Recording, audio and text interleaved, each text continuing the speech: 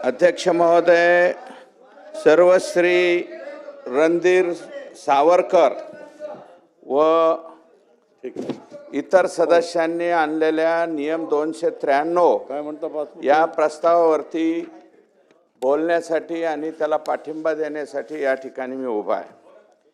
अध्यक्ष महोदय, खरोखर आता या ठिकाणी काही सदस्यांनी सांगितलं की 50 वर्षामध्ये असा पाऊस झाला नाही।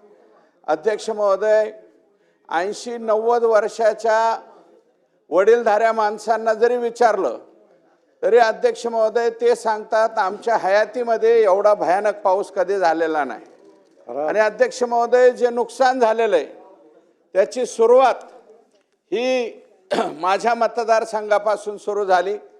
अध्यक्ष महोदय, नंतर करमाळा, त्याच्यानंतर अभिजित पाटील साहेबांचा माढा मतदारसंघ आणि तो तसा सांगोला आणि शेवटपर्यंत सीना ही नदी कोणालाही माहिती नव्हती, परंतु कालच्या पुरामध्ये मात्र सीना ही नदी माहिती झाली। अध्यक्ष महोदय, प्रचंड नुकसान या पुरानं केलं।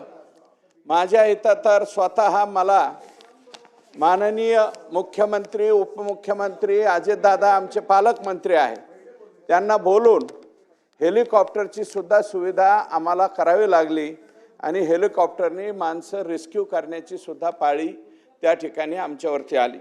अध्यक्ष महोदय, या ठिकाणी काही सदस्यांनी, विरोधी सदस्यांनी, तो त्यांचा अधिकार आहे अध्यक्ष महोदय बोलण्याचा, परंतु या ठिकाणी पुन्हा एकदा पंजाबचं उदाहरण देण्यात आलं। अध्यक्ष महोदय, पंजाबचं उदाहरण 2-4 दिवस चाललं, परंतु ज्या वेळेस अध्यक्ष महोदय या ठिकाणी मुख्यमंत्री महोदयांनी आपल्या NDRFची 47,000 आणि मनरेगाच्या अंतर्गत 3 लाख अशी 3.5 लाख रुपये हेक्टरी ज्यावेळेस घोषणा केली त्यावेळेस ते फेसबुक आणि व्हॉट्सअपवरचं सगळं बंद झालं। आणि अध्यक्ष महोदय, 2 हेक्टर पर्यंत मर्यादा असताना 3 हेक्टर पर्यंत त्या ठिकाणी सरकारने मदत केली। आणि अध्यक्ष महोदय, 7,500 रुपये वेगळे, 10,000 रुपये वेगळे अशा पद्धतीचे 3 हेक्टर पर्यंत असेल तर जवळपास त्याला निश्चितपणे जास्तीची मदत, अत्यंत चांगली मदत ही पर हेक्टरी या ठिकाणी झालेली आहे।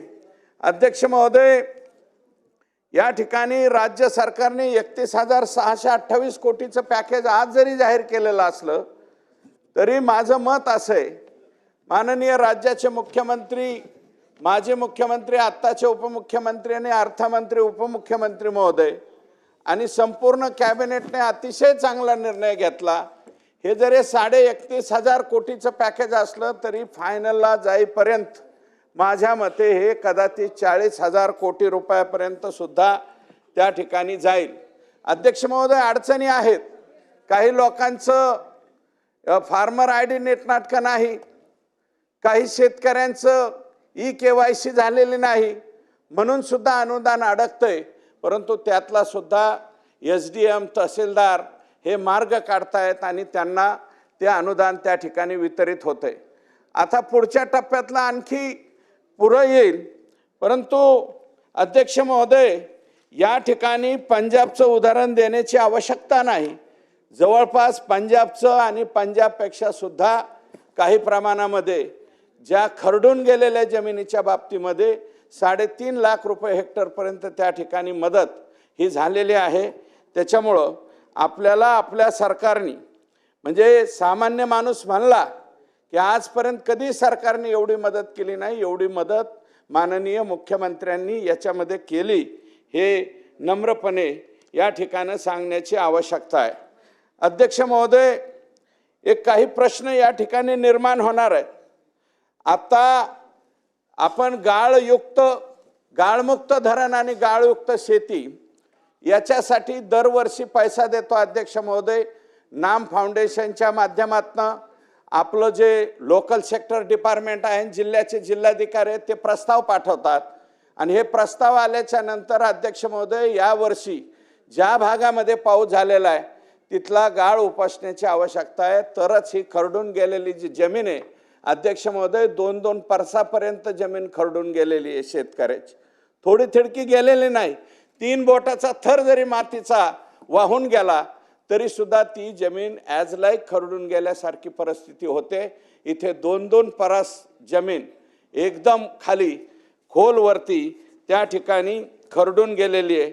म्हणून हे काम नाम फाउंडेशन, पाणी फाउंडेशन, टाटा यासारख्या संस्था इन्व्हॉल्व करून लवकरात लवकर, आणि मोठ्या प्रमाणावरती पूर आल्यामुळं इतक्या मोठ्या प्रमाणावरती केटीवेरचं आउट फ्लँकिंग झालेलं आहे अध्यक्ष महोदय. केटीवेर दोन्ही बाजूनी खरडून गेले आणि मोठमोठाली ओंडकी आली आणि ओंडकी ती नेमकी केटीवेरच्या दरवाजाला बसली. आडवी बसल्यामुळं आपण गावरान भाषेमध्ये फुरसन अडकलं म्हणतो, तसं ते अडकलं आणि आउट फ्लँकिंग मोठ्या प्रमाणावरती झाली. हे प्रचंड मोठं नुकसान आहे अध्यक्ष महोदय. इरिगेशननी तात्काळ टेंडर काढले, काही काम नामला दिलं आमच्या इकडचं, परंतु अध्यक्ष महोदय लोकल सेक्टर आणि जिल्हा परिषदेचे जे केटीवेर्स आहेत ते आजही जसेच्या तसे फुटलेले, सगळ्याच मला वाटतं महाराष्ट्रामध्ये त्या ठिकाणी पडलेले.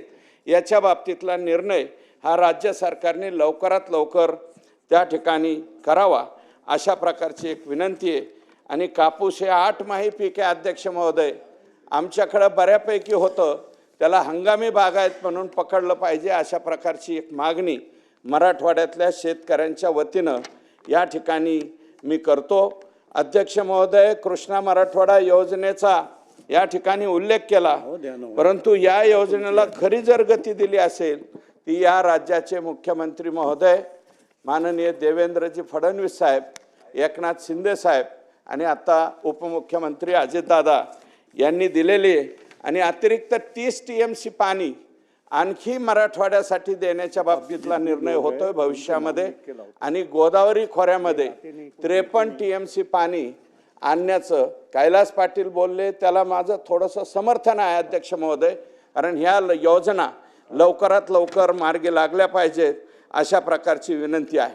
अध्यक्ष महोदय, आज गोपीनाथरावजी मुंडे साहेबांची जयंती. अध्यक्ष महोदय, गोपीनाथराव मुंडे साहेबांच्या नावाने आपल्याला शेतकऱ्यांच्या अपघाताच्या बाबतीमध्ये विम्याचं संरक्षण मिळतं. अध्यक्ष महोदय, या ठिकाणी या योजनेमध्ये सर्पदंशाचा उल्लेख नाही. अध्यक्ष महोदय, मुंडे साहेबांची जयंती म्हणून आज जयंतीच्या दिनी मी आपल्याला सरकारला विनंती करतो की सर्पदंश झाल्याच्या नंतर जर शेतकऱ्याचा किंवा महिला भगिनीचा शेतकऱ्याचा मृत्यू जर झाला तर त्याला सुद्धा मुंडे साहेबांच्या नावाने असलेली ही योजना लागू झाली पाहिजे. हे प्रस्तावामध्ये आहे.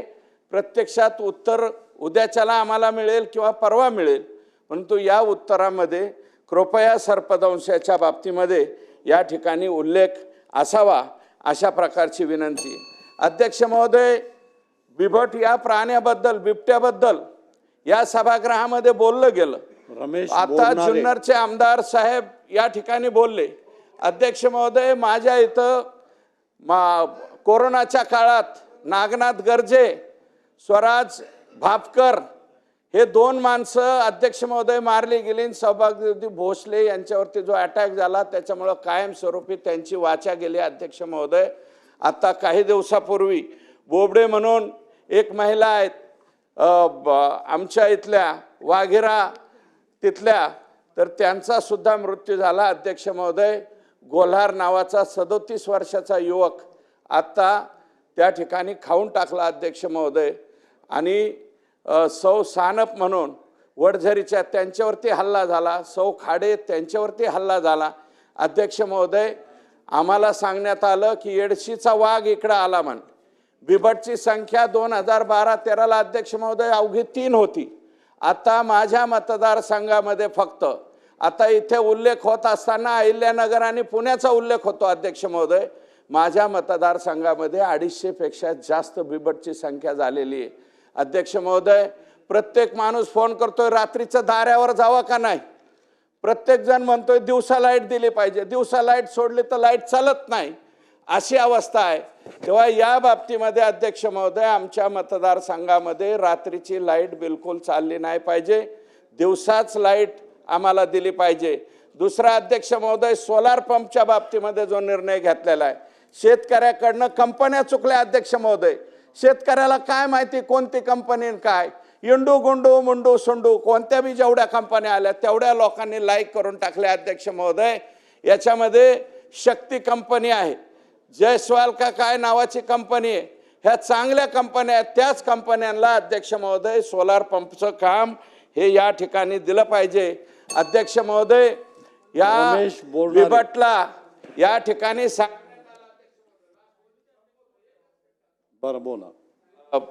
एकच मिनिटाचं, अध्यक्ष महोदय, बिबटच्या समोर शेळ्या सोडायच्या अशा पद्धतीचं ठीक आहे, मंत्री महोदय ते बोलले, परंतु त्याच्याऐवजी आमचं मत असं आहे अध्यक्ष महोदय, बिबटची संख्या जुन्नर, अहिल्यानगर, बीड या जिल्ह्यामध्ये एवढ्या मोठ्या प्रमाणात वाढली, याला रेस्क्यू सेंटर जर करता येत असेल तर ते करावं।